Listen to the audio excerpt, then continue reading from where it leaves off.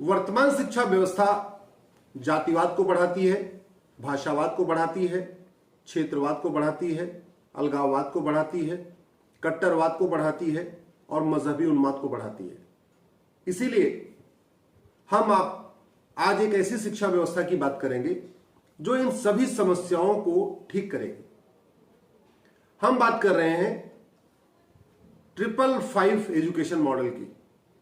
555 education model का मतलब 5 साल का प्राइमरी, 5 साल का सेकेंडरी और 5 साल का ग्रेजुएशन। अभी क्या चल रहा है? 5 साल की प्राइमरी, 3 साल का जूनियर हाई स्कूल, फिर 4 साल का सेकेंडरी और हायर सेकेंडरी और फिर 3 साल का ग्रेजुएशन। लेकिन पिछले 75 साल का अनुभव यह बताता है कि यह केवल और केवल समाज में खाई पैदा कर रही है। एक स्कूल है जहां बिल्कुल गरीब बच्चे जाते हैं ईडब्ल्यूएस के, दूसरा स्कूल है जहां बिलो पॉवर्टी लाइन के बच्चे जा रहे हैं, तीसरा स्कूल है जहां लो LIG यानी लोअर इनकम ग्रुप के बच्चे जा रहे हैं, चौथा स्कूल है जहां MIG मिडिल इनकम ग्रुप के बच्चे जा रहे हैं, पांचवा स्कूल है HIG जहां हायर इनकम ग्रुप के बच्चे जा रहे हैं, छठवां स्कूल है एलिट क्लास, संभ्रांत लोग जा रहे हैं, बड़े बड़े बिजनेसमैन के, नौकरशाहों के, मंत्रियों के, ऐसे बच्चे जा रहे हैं।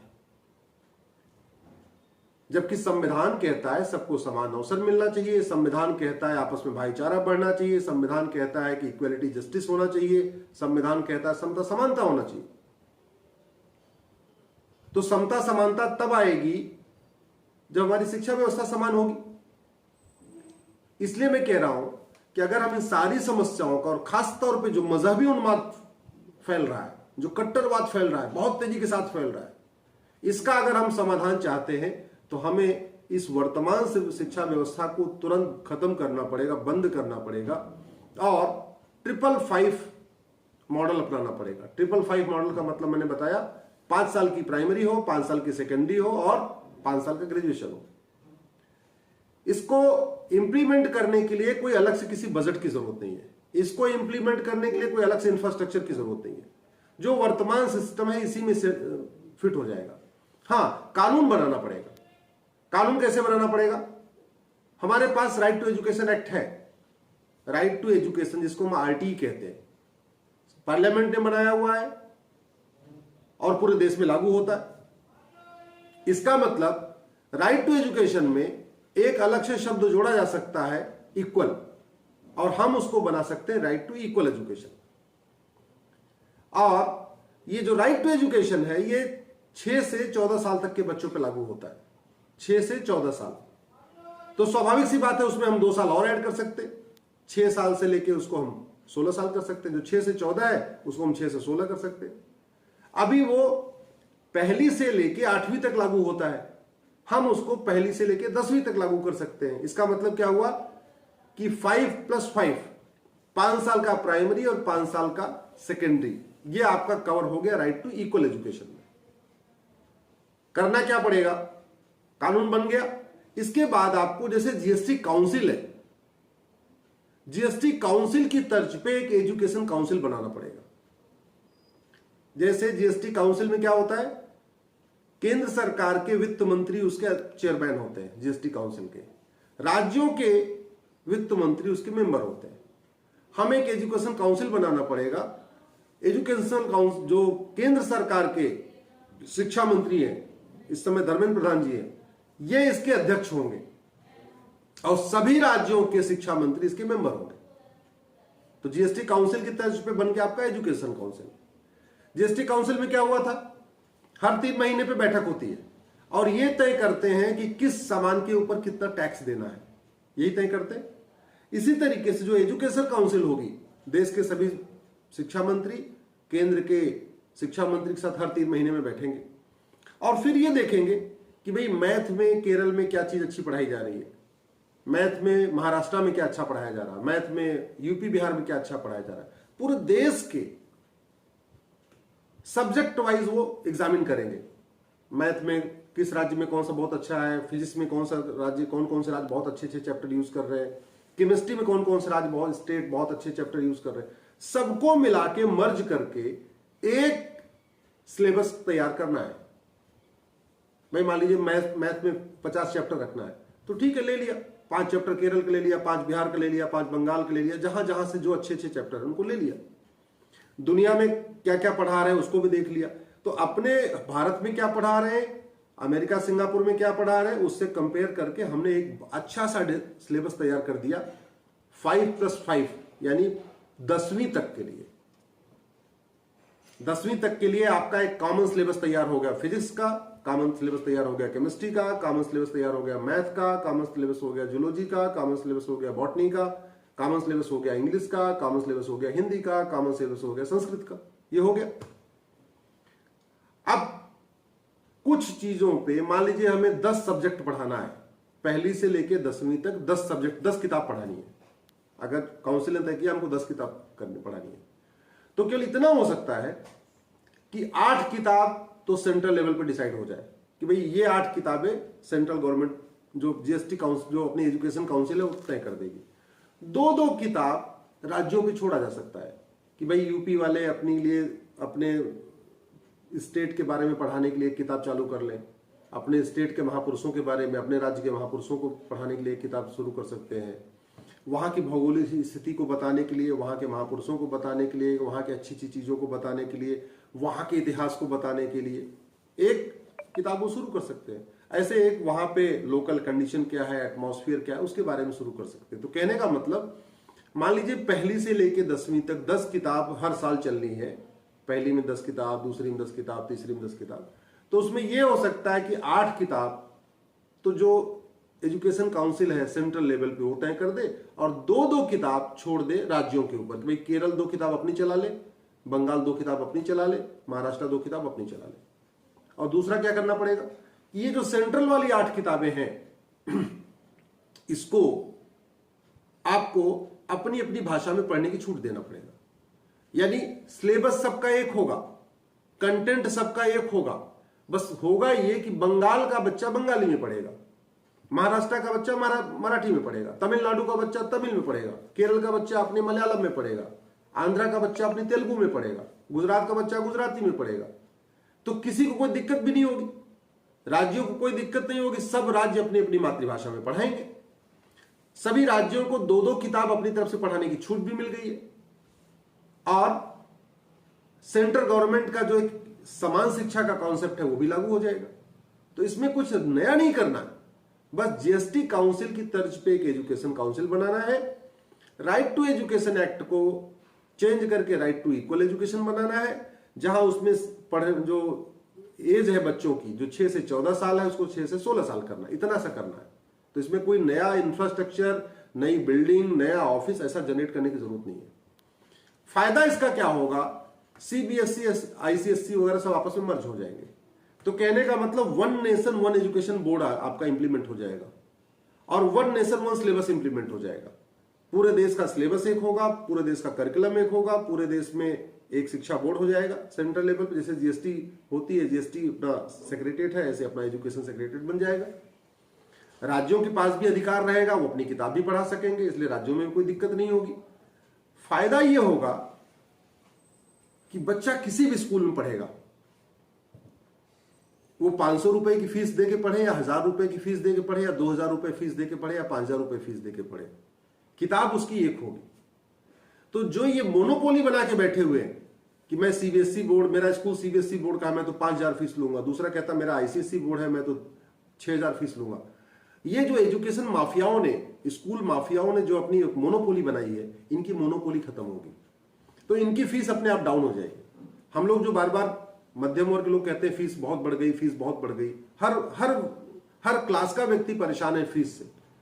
उस फीस का यही समाधान है कि देश में कॉमन सिलेबस, कॉमन करिकुलम हो, राइट टू इक्वल एजुकेशन हो, पहला। दूसरा, मिक्सिंग हो जाएगी, फीस भी सस्ती होगी, स्कूल की जो पढ़ाई का है खर्चा वो भी कम होगा, और मिक्सिंग हो जाएगी। तीसरा, सबको समान अवसर मिलेगा, क्योंकि सब अपनी अपनी मातृभाषा में पढ़ रहे हैं, लेकिन किताब सबकी एक है। आईसीएसई सीबीएसई वाला कोई सिस्टम तो रहेगा नहीं, ये तो रहेगा नहीं, हाँ यूपी का बच्चा अलग किताब पढ़ के आया, बिहार का बच्चा अलग किताब पढ़ के आया, बंगाल का बच्चा अलग किताब पढ़ के आया, ऐसा कोई रहेगा नहीं। किताब सबकी एक होगी, सब अपनी अपनी मातृभाषा में पढ़ेंगे। चौथा जो सबसे बड़ा बेनिफिट है, ये जो कोचिंग माफिया है, ये जो हजारों करोड़ का धंधा कर रहे हैं सर, इनकी दुकान बंद होगी। आप खुद सोचिए, आज के डेट में बिना कोचिंग किए हुए कोई बच्चा आईआईटी क्यों नहीं क्वालिफाई कर पा रहा है? बिना कोचिंग किए हुए किसी का एडमिशन एमबीबीएस में क्यों नहीं हो पा रहा है? बिना कोचिंग किए हुए लोग आईएएस क्यों नहीं बन पा रहे हैं? बिना कोचिंग किए हुए एनडीए क्यों नहीं कर पा रहे हैं? बिना कोचिंग किए हुए क्लैट क्यों नहीं क्रैक कर पा रहे हैं? बिना कोचिंग किए हुए एनआईटी क्यों नहीं कर पा रहे हैं? क्यों? क्योंकि एक स्कूल माफिया और कोचिंग माफियाओं का सिंडिकेट इतना पावरफुल है कि जो एंट्रेंस एग्जाम में पूछा जाता है वो पढ़ाया नहीं जाता, और जो पढ़ाया जाता है वो पूछा नहीं जाता। बहुत पावरफुल लोग हैं ये तो हमारा वीडियो अभी उनके पास पहुंचेगा तो हो सकता है वो हमारे खिलाफ भी कुछ सोच रहे हो सकता है वो मेरी जिंदगी पीछे पड़ जाए, इसमें कोई दो राय नहीं है।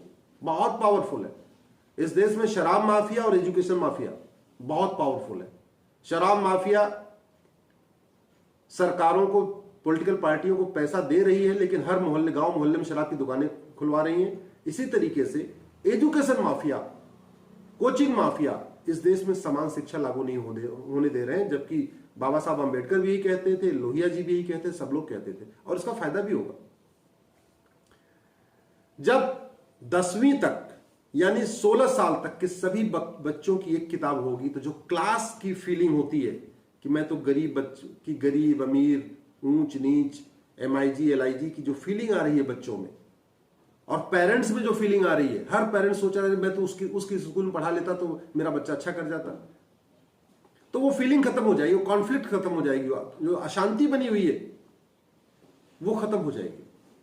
क्योंकि बच्चा कहीं भी पढ़ेगा, पेरेंट्स को पता है कि बच्चा, मेरी किताब तो मेरे बच्चे की वही है, भले वो कहीं और पढ़ रहा है, तो उससे कोई अशांति नहीं होगी, जो उसके मन में अशांति भरी हुई अशांति नहीं होगी। दूसरा, ये जो कट्टरवाद मजहबी उन्माद फैल रहा है, जो हिंदू के बच्चे अलग किताब पढ़ रहे हैं और मुस्लिम के बच्चे अलग किताब पढ़ रहे हैं, इसका समाधान होगा। हमारे देश के लिए सबसे बहुत बड़ा खतरा ये मजहबी उन्माद है।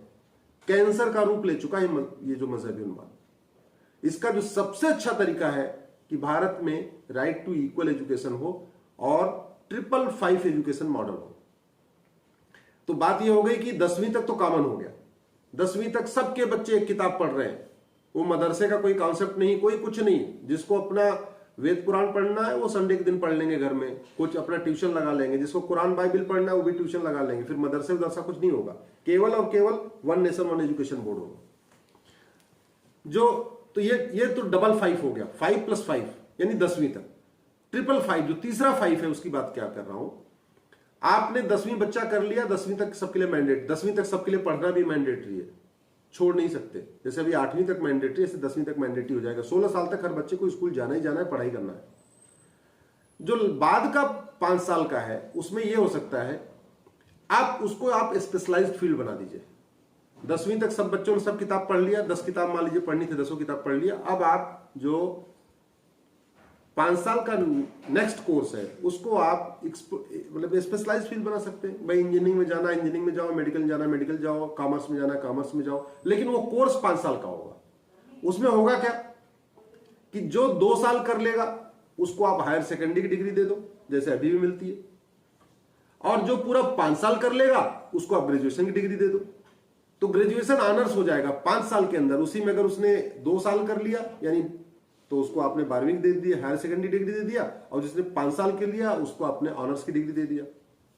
कहने का मतलब 10वीं के बाद ही इंजीनियरिंग भी 5 साल की होगी, बीएससी भी 5 साल की होगी, बीए भी 5 साल का होगा, और बीएड भी 5 साल का होगा। जो भी कोर्स होगा 5 साल का होगा। बस उसमें यह रहेगा कि जैसे जैसे बच्चा एक साल आगे बढ़ता जाएगा उसको एक नया नया मिलता जाएगा। उसने अगर 2 साल वाली और कर लिया 10वीं के बाद, उसको आपने हायर सेकेंडरी दे दिया, या उसको आप डिप्लोमा का नाम दे दीजिए, कुछ और नाम दे दीजिए। जिसने पूरा 5 साल कर लिया उसको आपने ग्रेजुएट ऑनर्स दे दिया। ग्रेजुएट ऑनर्स कॉमर्स में, फिजिक्स में, केमिस्ट्री में, मैथ में, जूलॉजी, जिस सब्जेक्ट में वो करना चाहता है वो फिर 5 साल का एक ही सब्जेक्ट उसको पढ़ना है, जिससे वो एक्सपर्ट हो जाए उस फील्ड का। मैं गारंटी के साथ कहता हूं इस भारत में अशांति जो फैली हुई है, चाहे वो क्लास की वजह से फैली हुई है, या कास्ट की वजह से फैली हुई है, या रिलीजन की वजह से फैली हुई है, ये बहुत कम हो जाएगी। सबको समान अवसर भी मिलेगा, जातिवाद, भाषावाद, क्षेत्रवाद भी खत्म होगा, अलगाववाद, कट्टरवाद भी खत्म होगा, मजहबी उन्माद भी खत्म होगा। लोग जो परेशान हैं, खासतौर पे मिडिल क्लास, जो पैसा 5,000 10,000 रुपए हर महीने फीस जा रही है, ये फीस एकदम डाउन हो जाएगी एकदम, क्योंकि किताब तो एक होगी। तो ये जो मोनोपोली बना के बैठे हुए मैं तो 10,000, मैं तो अलग किताब पढ़ाता हूं इसलिए मैं 10,000 रुपए लूंगा, इनकी दुकानें बंद हो जाएंगी, ये अपने आप डाउन आ जाएंगे। ये जो 10,000 रुपए फीस लेते हैं 2,000 रुपए फीस लेंगे, मैं आपको गारंटी के साथ कहता हूं। इसलिए मैं आपसे रिक्वेस्ट करता हूं, इस 555 मॉडल की, जो एजुकेशन का 555 मॉडल है, 555, इसके बारे में आप चर्चा करिए, अधिक से अधिक इस वीडियो को शेयर करिए, अपने अपने सांसद और विधायक को इस लिंक को टैग करके ट्वीट करिए, जितने ज्यादा से ज्यादा हो, खासतौर पे इस टीचर्स के बीच उसको शेयर करिए। जब एक बार शिक्षकों के बीच ये बात आम राय बन जाएगी तो मुझे लगता है फिर शिक्षा मंत्री के बीच में आ जाएगी। मेरा यही कहना है, क्लर्क हो या कलेक्टर, किताब एक होनी चाहिए, कांस्टेबल हो या कप्तान, किताब एक होनी चाहिए, मंत्री हो या संतरी, किताब एक होनी चाहिए, किसान हो या कृषि मंत्री, किताब एक होनी चाहिए, मजदूर हो या लेबर मिनिस्टर, किताब एक होनी चाहिए, हिंदू हो या मुसलमान, किताब एक होनी चाहिए। जय हिंद।